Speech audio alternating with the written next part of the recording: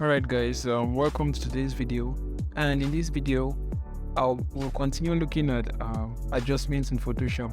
Right, before I get to that, I want us to review selection and masking just so that we are all on the same page, okay? Because I got some complaints from some of the students, right? They've been having issues with selection and masking. So let's get there quickly, and I'm hoping this video should last less than 30 minutes, right?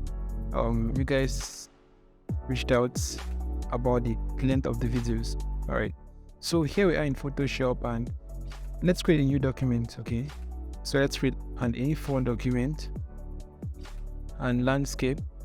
Then we would create, so A4 landscape, then create. So we have something like this. Right now, let's get to that image. So let's bring in this image here, for example, this one. Right, then we accept. So we want to mask this guy out of the background, right? So we get the quick selection tool from here, or you can press W on your keyboard. So we select this one here, then we click on select subject.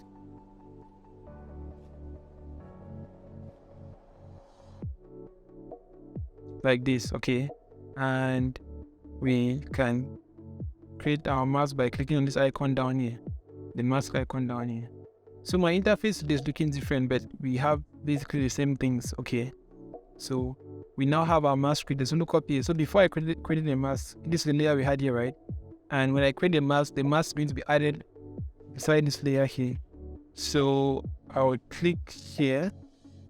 Then we now have this mask that's been added here. So the portions in white are the portions visible, and the portions in black are the portions that are not visible.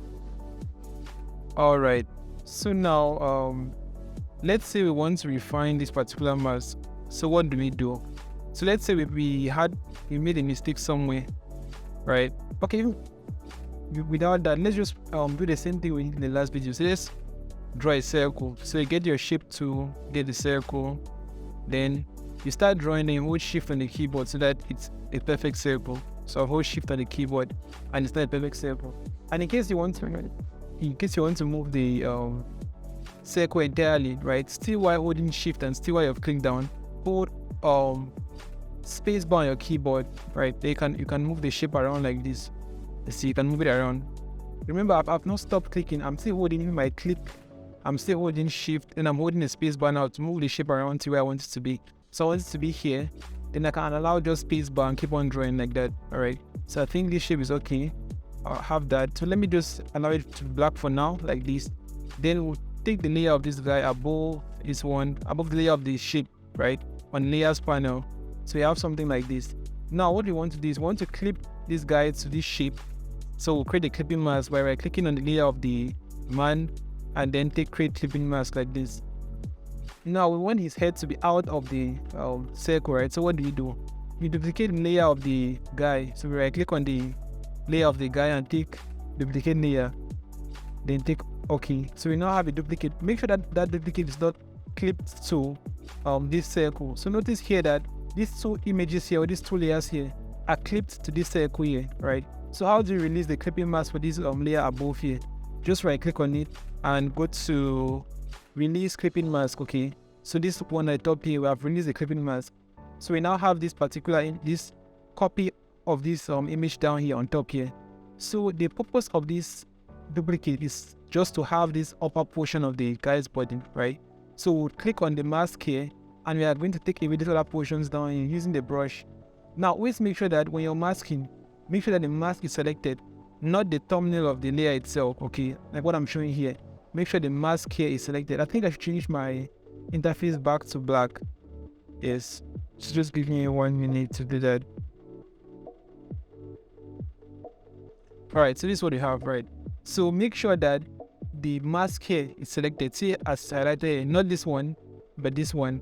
So I'll get my brush tool, be on the keyboard. You can come to your tools panel and make sure the first brush is selected.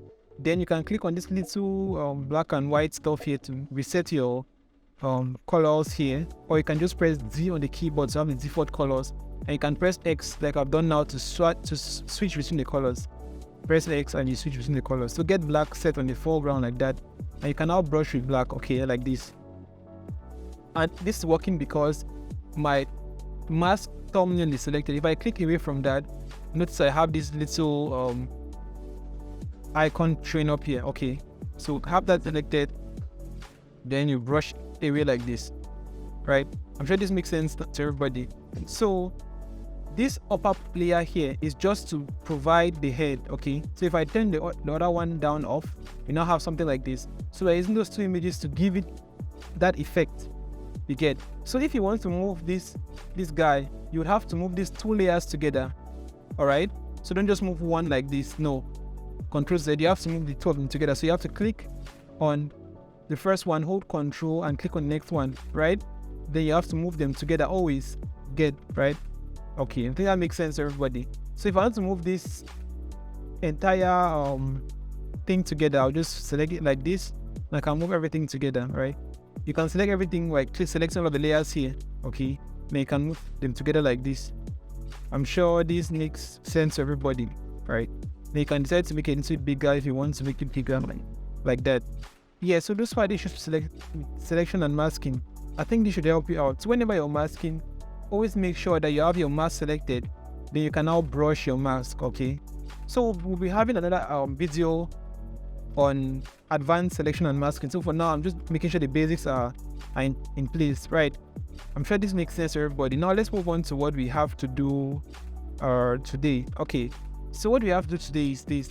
So let's just close up this document here, like this. I don't want to save. Now we have our Photoshop looking like this. For some of you, it's not going to look like this. For some of you, it's going to look like this, empty, right? That's no issue. The same thing. So just go to your images here. I think you guys already have this set of images. Let's bring in this guy here, this one. So notice what I did. Look at this one here. I just dragged and dropped the image to Photoshop. I did not create a document. Let me get back to it.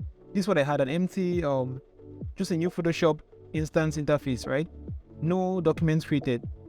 So I just dragged and dropped like that, and a new layer has been created with this image there. If you look down here, we now have a raster. I'm sure you guys watched the last video. You have a raster here, right? Now the first thing we want to do is we want to remove this guy from the background. Okay, so let's do that. Very simple. Click there, and Photoshop is definitely going to do a good job. I don't think you should manually select this with a quick selection tool, right? Photoshop has done a great job. So let's mask by clicking that. The next thing I want us to crop. So you notice that we have this transparent background here. Since we have hidden, we have masked him out of the background, we now have a transparent background. So this little check marks here indicate a transparent background. Okay, so how do we crop in Photoshop? You get the crop tool by pressing C, letter C on your keyboard, C, or you come up here and you find the crop tool here. Okay, so letter C on the keyboard like that. Now when you get the crop tool, you have the crop options up here. Okay, so if you click on that ratio here, you see several options here, like standard sizes.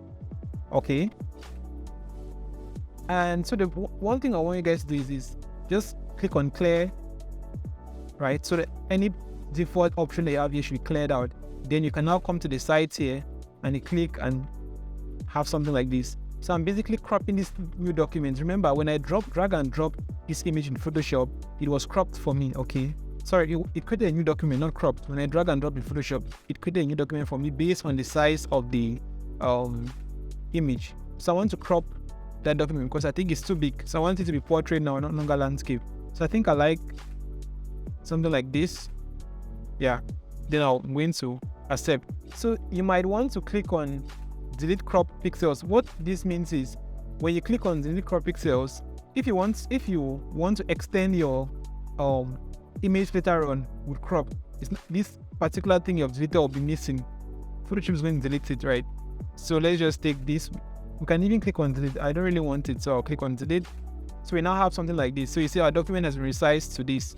Our canvas has been resized to this, right? Remember, this is still transparent. Okay, that's a transparent background. I want us to fill that background with something else. So let's come back here. We have some pictures, and I think I like this one here. So I'll drag and drop this one, and let's accept for now. Then let's send it to the last layer. So take it under like this. Right. Okay. Now let's make this thing here a little bit bigger, right? Just so that it matches the perspective of the whole composition here. So let's zoom out a little bit, and let's make it this big. Let's something like this. I think we'll drop the size of the guy, because now if we do something like this, it does not look realistic. Do you see? It does not really look realistic. So there are a lot of things we can do to fix this up. This looks very fake. So let's move this a little bit up. Take it up like this. Take it up like this. Okay. So I'm just trying to make sure it looks realistic, like this. I think this looks kind of okay, right? And I think this looks great, right? Yeah, accept that. Then now, this other empty part down here, we are going to automatically fill it with Photoshop. So what we will do is have this layer selected like that, right? Selected. Then get your marquee tool, the rectangular marquee tool, and I want us to select this lower region here. So I'll click and drag from outside, and just click and drag like this, and I have something like this. Okay. Then I'll right click on it. Now when I right click on it, notice that some options here are grayed out. They are not as accessible. The reason we have this is because this particular layer is a smart object. So let's rasterize the layer. Okay, so let's right click on this layer and take rasterize layer like that. So this layer is not a raster. So still come back here and right click on this and go to fill. Okay, take fill. Then you have this window pop up. Click on this drop down and select content aware. Alright, so we want to fill this button, please. We want Photoshop to guess for us and fill the stuff for us. Okay, it might do a good job, it might do a bad job. Let's see. So for those of you who have these options here, click on color adaptation as well. Then you take okay, then let Photoshop do the job. Let's see what it gives us. It might be good, it might not be good. Okay, I think what Photoshop has done makes sense. I think I'll go with this, right? So I'm going to now go to select. So I want to remove this matching hands. I can just press Ctrl Z on the keyboard, or I'll go to select and take select like this. Then if you zoom in, you notice this little, okay, it looks good already like that, right? So I might decide to even still take it out a little bit like that. Yeah, so I think this looks very realistic now, right? Then one thing I want us to do now, I want us to color grade or play around with this background a little bit. So let's see. Okay, before that, let's look at his jacket here, right? We can change the color of his jacket here. Okay, remember I'm revisiting color, I'm revisiting selection and masking and adjustments as well. So the assignment I gave last time was that you guys should revise all of the audio research on all of these adjustment layers here. We'll not really look at these things that much. Okay, the ones who really use hue and saturation, then curves. If you were to use another one, we would see them when we're working on projects, right? So let's quickly change the color of his suit. So let's click on his layer here like this, and what we do is just create have a selection of this suit here, right? So get your quick selection tool and start clicking. So I'll click and wait, click and wait, click and wait. I can click and drag as well. Okay, then the portions I don't want, I'll come back and remove them. Right, should that make sense to everybody? Like now I have his jacket, this is shirt selected, so I can come to this negative on the options here, or I can just hold Alt on the keyboard, and when I hold Alt it changes to a minus like that, right? So now I'm doing my selection before I create my adjustment layer to change the color of his dress. For those who watched the last video, yes, so you always do your selection first before you create your adjustment. You can create the adjustment first, then now start brushing, but that's going to take more time. All right, so I'll do this. Then the hands as well, I can just click and remove the hands like that. It's looking very rough, but no problem, I'll fix this to once later on. So we have something rough like this, right? We can now go ahead and create an adjustment layer based on this selection by coming down here. Then let's create a hue and saturation adjustment layer. So we have something like this, and when that adjustment layer has been created, notice the mask on it. So the mask on it, every other part is black except the portion of the selection, do you see, which is in white, meaning that that's the only part that will be revealed when we do any changes here. You get right? So this mask here has hidden the other portions. So any color stuff or any adjustment we do here is not going to affect the other portions of this mask here. Makes sense? So what I'm saying is this: if I turn down the saturation, it turns down the saturation of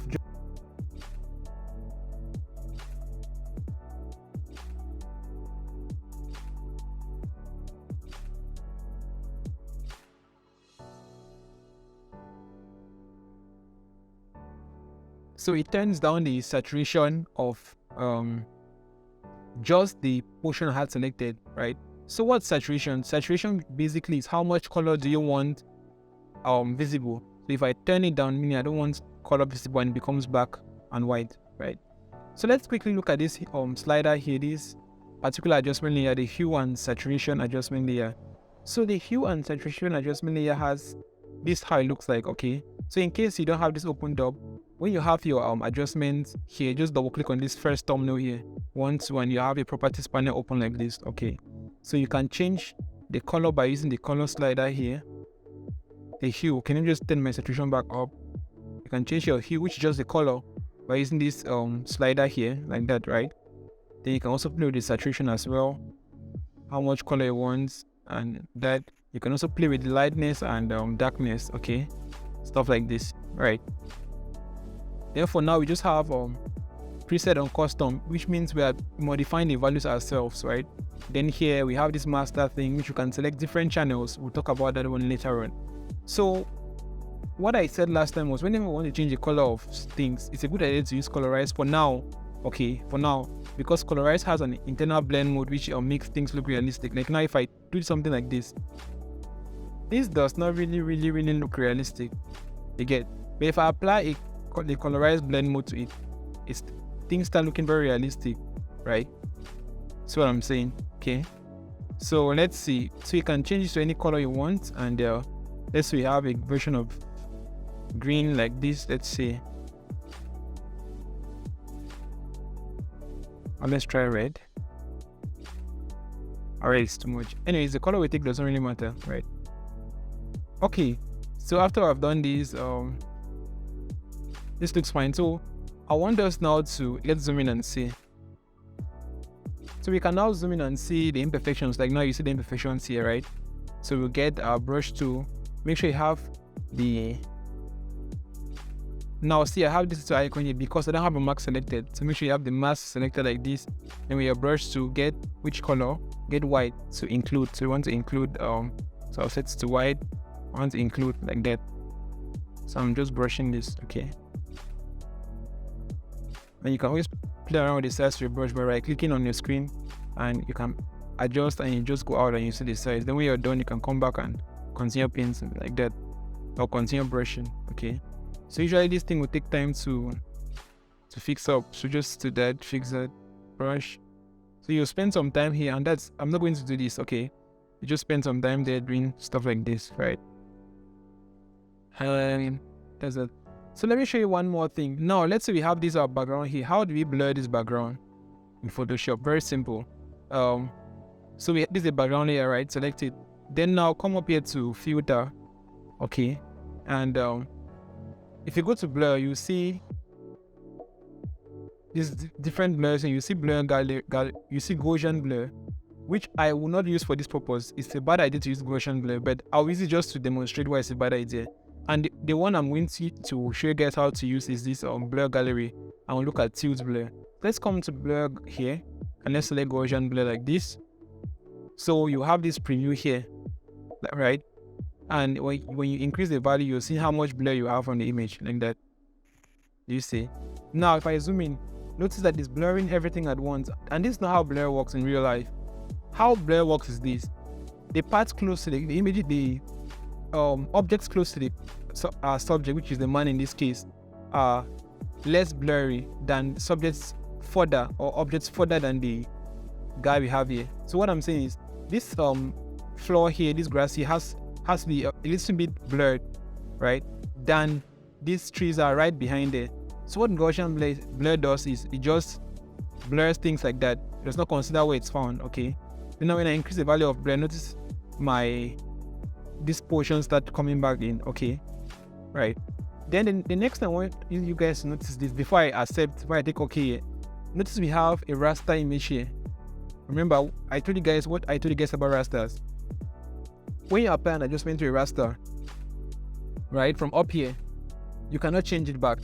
When you apply anything to a raster, it's done and done. When you scale down a raster, Photoshop doesn't remember its original size. Same thing if I apply this Gaussian blur to this raster here, I will not be able to change it later on, except I go to my history and go back, right? So this would have been better if this was a smart object, right? Let me just take OK, so that's what I'm talking about.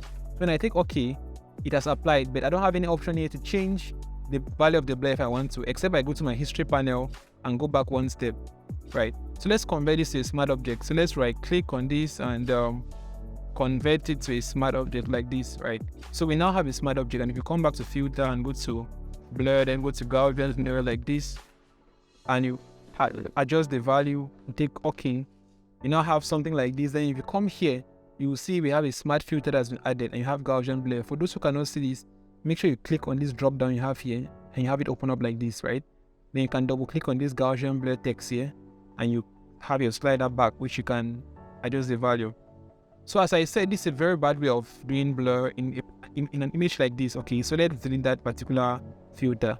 Just drag and drop to on your recycle bin, or you can right click and take delete, right? So we have something like this.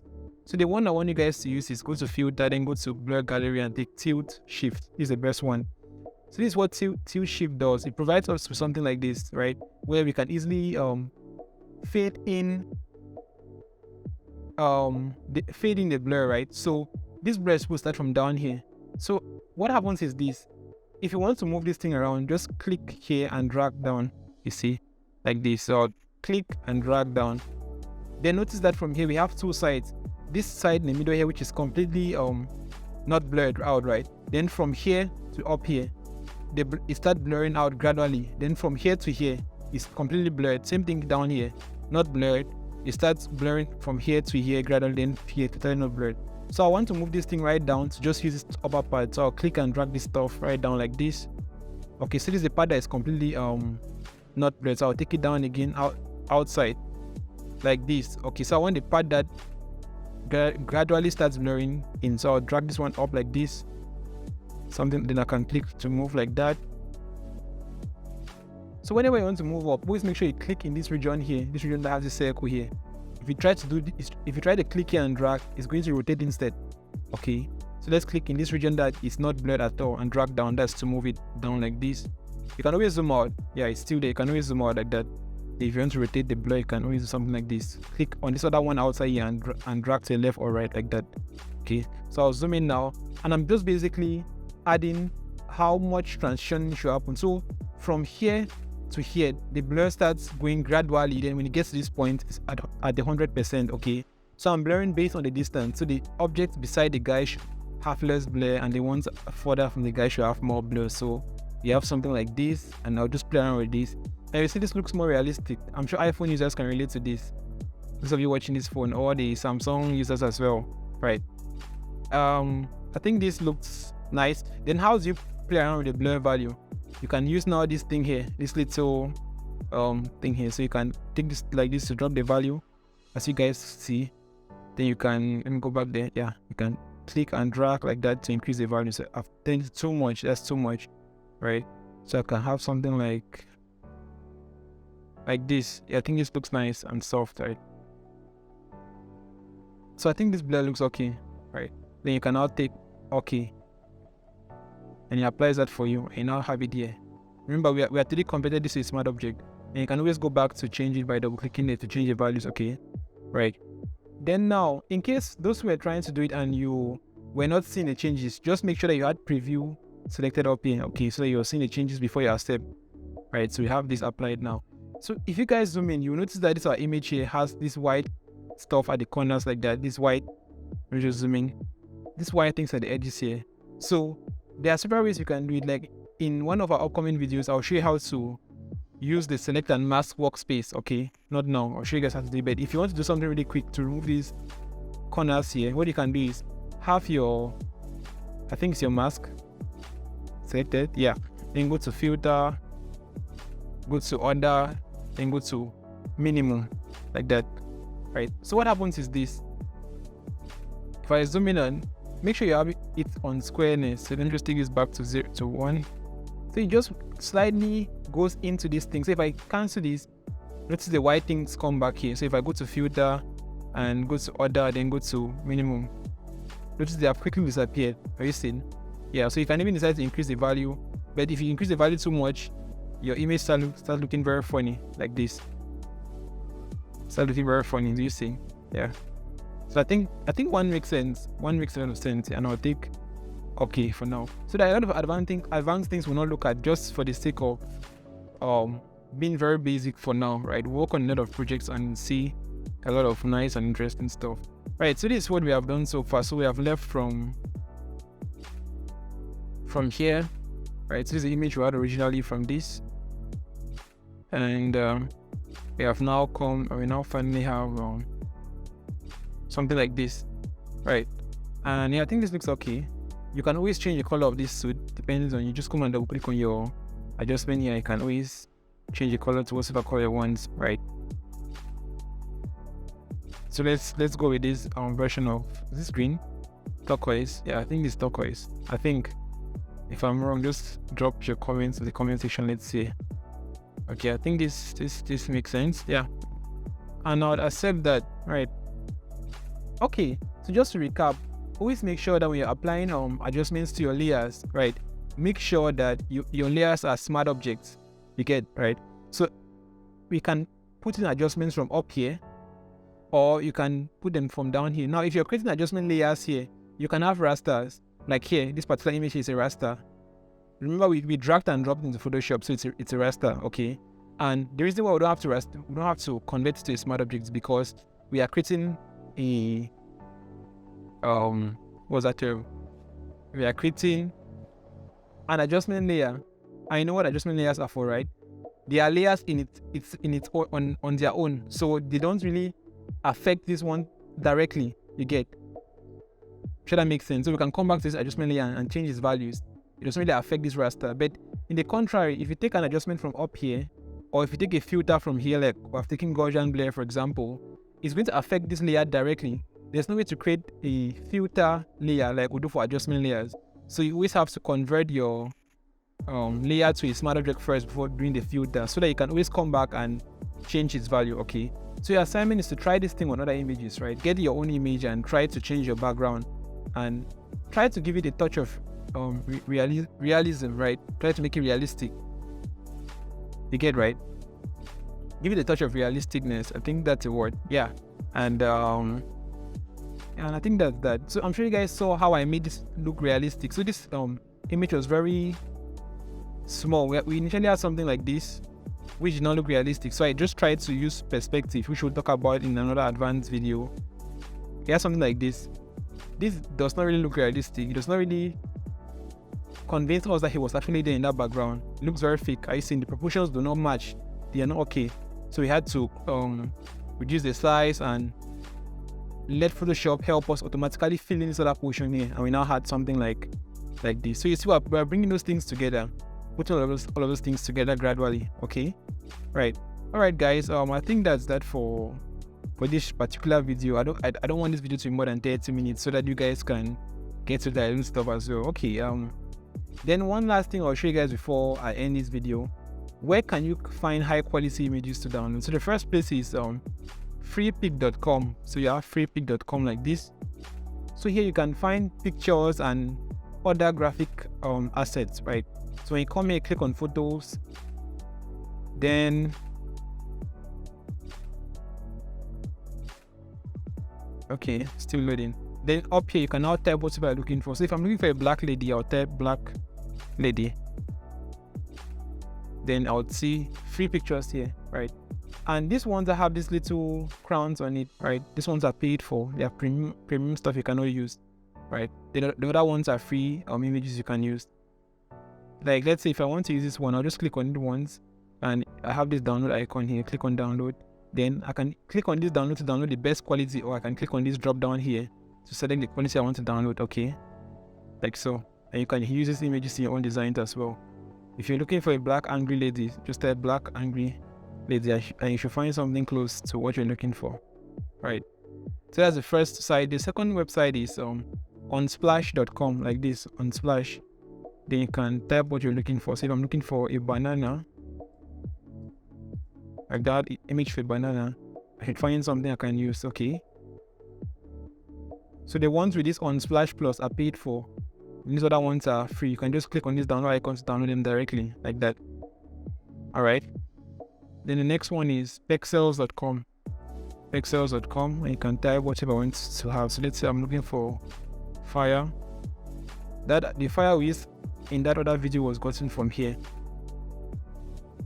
So fire, I'm not sure why. Okay, yeah, that's it. So I think this should be it. You guys remember that video, right? Yeah. And yes, so this way you can find pictures from, and you can get to use those pictures in your own work. All right. So I want you guys to look for pictures, and you can use your own pictures here and look for backgrounds as well, and replace the images, replace the background, and do some stuff what you've learned so far. Okay, so for now we are focusing on you getting used to the tools. Okay, we'll start looking at design theory very soon. If you guys have noticed, I've not really been critical on you being creative. Just do what I asked to do and try to copy what I'm doing, just so that you have the exact thing I've done. And then when we get to design theory, we'll start working on design projects and see how things are done. Okay, yeah, so that's that for this video, and I think in the next video we'll look at the advanced selection masking by using the select and mask layer in Photoshop. Select and mask workspace, that's what I mean. This workspace, so when you have this when you select your quick selection tool here, I'm sure you guys have seen this select and mask thing here. When you click on it, you now have this a new workspace, totally new workspace that pops up like this, right? We'll be looking at that workspace and we'll see how to work with it to make our selections perfect. Okay, we'll see how to work all of these things here in the next video, which comes up tomorrow. Alright guys, I think that's it for this video, and see you guys in the next one. Remember, like, share the video, subscribe, drop a comment, so that the algorithm keeps on recommending the video to other designers out there. Alright, okay, see you guys in the next one.